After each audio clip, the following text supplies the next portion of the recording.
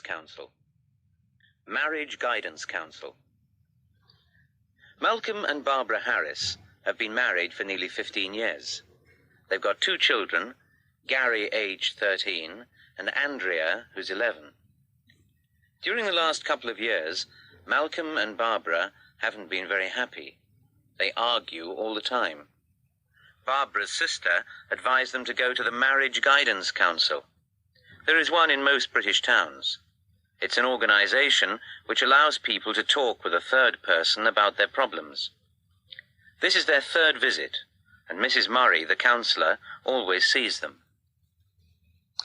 Ah, come in, Barbara. Take a seat. Is your husband here? Yes, he's waiting outside. He didn't want to come here this week, but, well, I persuaded him to come. I see. How have things been? Oh, much the same. We still seem to have rows all the time. What do you quarrel about? What don't we quarrel about, you mean? Oh, everything. You see, he's so inconsiderate. Go on. Well, I'll give you an example. You know, when the children started school, I wanted to go back to work again, too. So I got a job. Well, anyway, by the time I've collected Gary and Andrea from school, I only get home about half an hour before Malcolm. Yes? Well, when he gets home, he expects me to run around and get his tea. He never does anything in the house. And last Friday, he invited 3 of his friends to come round for a drink. He didn't tell me to expect them, and I'd had a long and difficult day. I don't think that's right, do you? Barbara, I'm not here to pass judgment. I'm here to listen. Sorry. And he's so untidy. He's worse than the kids. I always have to remind him to pick up his clothes. He just throws them on the floor. After all, I'm not his servant. I've got my own career. Actually, I think that's part of the trouble. You see, I earn as much money as he does. Malcolm, I'm so glad you could come. Hello, Mrs. Murray. Well, I'll be honest. Barbara had to force me to come, really. Does it embarrass you to talk about your problems? Yes, it does. But I suppose we need to talk to somebody.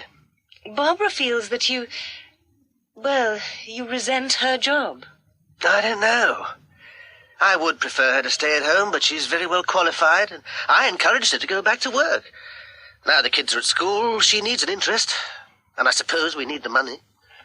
How do you share the housework? I try to help.